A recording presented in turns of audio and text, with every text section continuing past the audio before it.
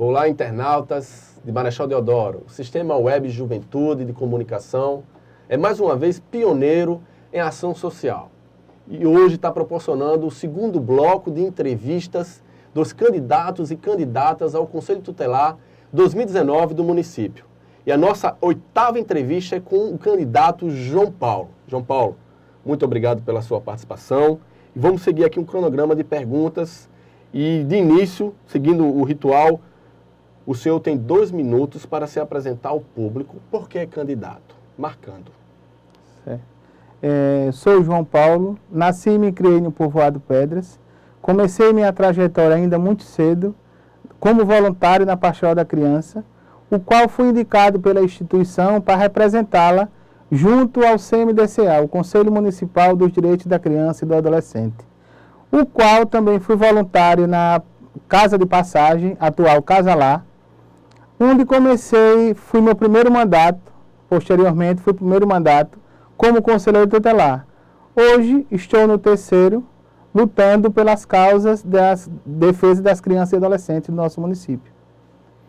Ok, João Paulo, vamos agora para as perguntas, tá certo? A primeira pergunta, João Paulo, explica para o eleitor deodorense o que qual é a função do Conselho Tutelar no município. 1 minuto e 30 segundos. O Conselho Tutelar é composto por 5 membros, é um órgão permanente e autônomo, não jurisdicional, encarregado pela sociedade de zelar pelo cumprimento dos direitos da criança e do adolescente e garantia também destes direitos. Ok, João Paulo. A nossa segunda pergunta é sobre o que é o ECA, o que ele determina. 1 minuto e 30 segundos. O ECA é composto de leis, o qual são garantidos os direitos de crianças e adolescentes. Ok.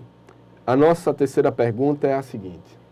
Observando o ECA, Estatuto da Criança e do Adolescente, especificamente no artigo 136, inciso 10, lê e entende-se que o conselheiro tutelar, a partir do momento que ele é acionado, ele vai representar em nome da pessoa e da família contra qualquer tipo de violação ou suspeita de violação dos direitos da criança e do adolescente. O conselheiro tem a obrigação de acompanhar e aplicar as medidas pertinentes a cada caso específico que violou os direitos infantil e juvenil. Eu pergunto para o senhor que é candidato, pode nos mostrar um exemplo ou exemplos onde o direito foi violado e se o conselheiro deve ser acionado? 1 minuto e 30 segundos. Certo. A criança e adolescente tem vários direitos garantidos em lei. Um deles que eu vou citar aqui é o direito à saúde. Ela vai à unidade de saúde básica para o atendimento e este atendimento é negado. O que os pais ou responsáveis devem fazer? Acionar o Conselho Tutelar para que a gente tome as devidas providências. Neste caso, nós vamos observar se existiu violações por parte do poder público e se acionar, encaminhar a notícia de fato ao Ministério Público para que sejam tomadas as devidas providências. Ok, João Paulo. A nossa 4ª pergunta é assim. Vamos para a nossa 4ª pergunta. Isso. Uma gestante que passa por dificuldades financeiras e de saúde, ela pode acionar o conselheiro? 1 minuto e 30 segundos. Sim, com certeza. Já tem lá na gestante, na parturiente, uma criança, o qual é um ser em desenvolvimento. E a partir desta gestação pode ser acionado o Conselho Tutelar para ver se houve violações, que violações são essas e o que o Conselho pode ajudar nessa situação, encaminhando para fazer tratamento de alguma forma. Ok. A nossa próxima pergunta, João Paulo, é a seguinte. Se numa escola municipal falta merenda, falta professores ou falta transporte escolar das crianças, o conselheiro deve ser acionado? Se sim, qual as medidas cabíveis? 1 minuto, 30 minutos.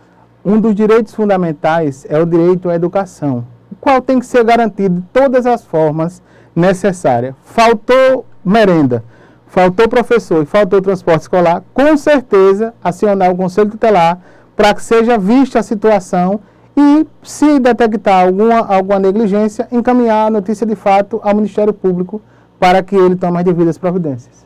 Entendi. A nossa próxima pergunta, a sexta pergunta é a seguinte. João Paulo, no artigo 136, inciso 9, diz que uma das atribuições do conselheiro tutelar é assessorar o Poder Executivo na elaboração de propostas orçamentárias para planos e programas de atendimento dos direitos da criança e do adolescente. Pergunto ao senhor candidato João Paulo, se acha capacitado para assessorar o Executivo na proposta orçamentária do município? Se sim, quais seriam as suas estratégias? 1 minuto e 30 segundos. Nós temos obrigação garantida em lei de assessorar o poder público, porque o Conselho Tutelar não funciona só. O Conselho Tutelar precisa de uma rede, que toda a rede funcione. E quem sofre com a deficiência das redes é o Conselho Tutelar, que a gente atende, encaminha e requisita. E tem algumas situações que a gente encontra algumas precariedades. A gente tem que assessorar, na verdade, o poder público, o poder executivo.